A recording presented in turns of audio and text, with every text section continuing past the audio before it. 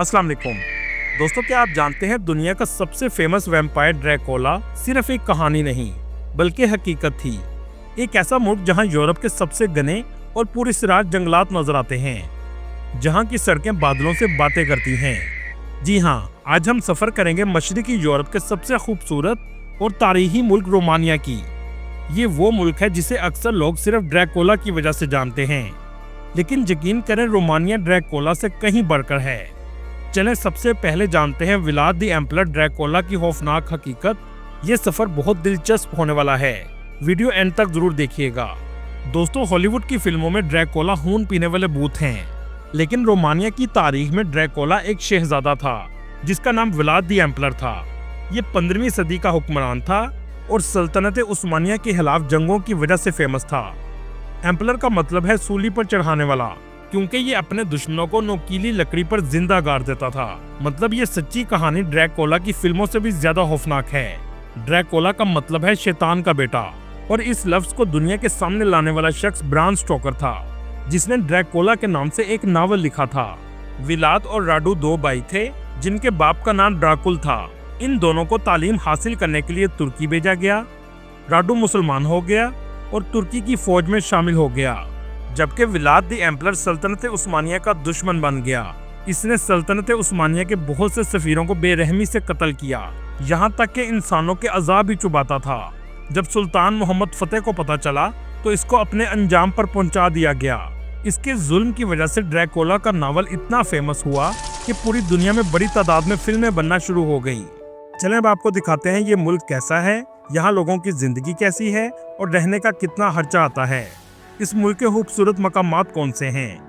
Romania मशरिकी Europe का एक खूबसूरत मुल्क है जो ब्लैक सी के किनारे वाक़या है। इस मुल्क का ऑफिशियल नाम रिपब्लिक ऑफ रोमानिया है। रोमानिया की कुल आबादी 2 करोड़ के करीब है और रोमानिया का कुल रकबा 2,28,000 मुरब्बा किलोमीटर है। रोमानिया का बॉर्डर यूक्रेन, मोल्दोवा, सर्बिया और हंगरी से लगता है। रकबे के लिहाज से इस मुल्क की आबादी बहुत कम है। रोमानिया के 56% लोग शहरों में रहते हैं, जबकि 44% लोग गाँव में आबाद हैं। यहाँ के लोग आज भी अपनी सकाफत से जुड़े हुए हैं, आज के मॉडर्न दौर के बावजूद अपने रस्मो रवाज को जिंदा रखा हुआ है। इस मुल्क में बोले जाने वाली जुबान रोमानियन है। इसके अलावा इंग्लिश जुबान भी जानते हैं, लेकिन बहुत कम बोली जाती है। इसकी वजह यह है कि ये अपनी जुबान को बहुत इज्जत देते हैं। रोमानिया का दारुल हुकूमत बुखारेस्ट सिटी है, जो मुल्क का सबसे ज्यादा आबादी वाला शहर है।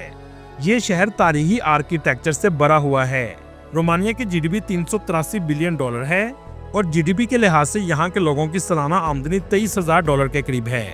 रोमानिया में इस्तेमाल होने वाली करेंसी रोमानियन लीव है।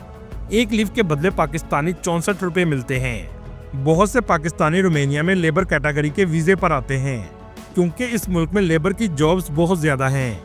आमतौर पर लोग लेबर कैटेगरी के वीजे में आकर बाद में नौकरी तब्दील कर लेते हैं। इस मुल्क में सैलरी बाकी यूरोप की निस्बत बहुत कम है, लेकिन जिनका मकसद यूरोप आना होता है वो इसलिए कम सैलरी में भी इस मुल्क में आ जाते हैं। बेसिक सैलरी इस मुल्क में 500 यूरो से 600 यूरो के करीब है। इस मुल्क में खाना पीना रहाइश कंपनी देती है। अगर अच्छी नौकरी करनी है तो सबसे पहली शर्त है इनकी जुबान सीख कर आपको आना पड़ेगा। इस मुल्क में पैसा बहुत ज्यादा नहीं है, लेकिन जिंदगी पुरसुकून है। यहाँ के लोग भी बहुत अच्छे हैं। बहुत कम पाकिस्तानी इस मुल्क का वीजा अप्लाई करते हैं, जबकि इसकी पाकिस्तान में एम्बेसी भी मौजूद है। एक रिपोर्ट के मुताबिक 1500 के करीब पाकिस्तानी यहाँ आबाद हैं। आज ये मुल्क तरक्की याफ्ता बन चुका है, लेकिन कुछ साल पहले तक रोमानिया भी कर्जों में डूबा था। इन सब चीजों से निकलने के लिए रोमानिया ने सबसे अहम काम पेचीदा टैक्स सिस्टम को खत्म किया और टैक्स सबसे ज्यादा अमीरों से लेना शुरू कर दिया, जिसके बाद तब्दीली आना शुरू हो गई। इनकम पर 16% फ्लैट टैक्स लगा दिया। जो जितना कमाएगा उस पर उतना टैक्स होगा। IT इंडस्ट्री ने मुल्क की तरक्की में सबसे अहम किरदार अदा किया और दुनिया को IT सर्विस बेचना शुरू कर दी। इसी वजह से आज भी सबसे ज्यादा नौकरियां IT की हैं। अगर बात करें मजहब की तो 90% लोग मसीही, 0.3% मुस्लिम और बाकी दूसरे मजहब के लोग आबाद हैं। यहाँ के लोग दिल के बहुत अच्छे हैं, धोखाधड़ी इनमें बहुत कम है। लेकिन इसके साथ साथ काले जादू पर भी यहाँ के लोग और हुकूमत यकीन रखते हैं। जो भी इस मुल्क में जादू जैसा काम करता है, गवर्नमेंट उससे भी अलग से टैक्स लेती है, क्योंकि यहाँ इसे प्रोफेशन समझा जाता है। तकरीबन 4000 से भी ज्यादा औरतों की काले जादू की ऑनलाइन दुकानें खुली हैं। दोस्तों, ये मुल्क जंगलों, पहाड़ों, जदीद और कदीम महलों और आबशारों का मुल्क है। रोमानिया लातीनी जुबान का लफ्ज है जिसके मायने है रोमा नस्ल के लोगों का मुल्क। रोमा लोगों को जिप्सी भी कहा जाता है। बहुत से लोगों का कहना है कि ये हिंदुस्तान के राजस्थान और दूसरे इलाकों से आकर आबाद हुए हैं। ये बल्गारिया और दूसरे ममालिक में भी रहते हैं, लेकिन ज्यादातर गुर्बत की जिंदगी गुजारते हैं। लेकिन रोमानिया में बहुत से रोमा कबीले ऐसे हैं जो इंतहाई अमीर हैं। यहाँ के रोमा लोगों ने अपने महल बनाए हैं। इनके पास बहुत ज्यादा सोना है, लेकिन इन लोगों की तादाद बहुत कम है। दोस्तों, आपको सुनकर हैरानी होगी, दुनिया में रोमानिया और चैट का झंडा बिल्कुल एक जैसा है। दुनिया की दूसरी सबसे बड़ी बिल्डिंग रोमानिया की पार्लियामेंट है। इसे दुनिया की सबसे वजनी पार्लियामेंट भी कहा जाता है। इसे 7 साल में तामीर किया गया। ये 240 मीटर लंबी, 270 मीटर चौड़ी और 86 मीटर ऊंची है। इसको बनाने में $3 बिलियन का खर्चा आया था। इस पार्लियामेंट को टूरिस्ट के लिए भी खोला गया है। इसकी फीस 60 लिव के करीब है। ये अंदर से भी बहुत खूबसूरत है। ऐसी खूबसूरत पार्लियामेंट आपने कभी नहीं देखी होगी। पूरा दिन भी अगर आप घूमते रहेंगे तो पार्लियामेंट खत्म नहीं होगी। इस बिल्डिंग में 1 मिलियन टन मार्बल इस्तेमाल किया गया है। इसी वजह से इसे दुनिया की सबसे वजनी इमारत भी कहा जाता है। इस बिल्डिंग में इस्तेमाल होने वाली हर चीज रोमानिया से है।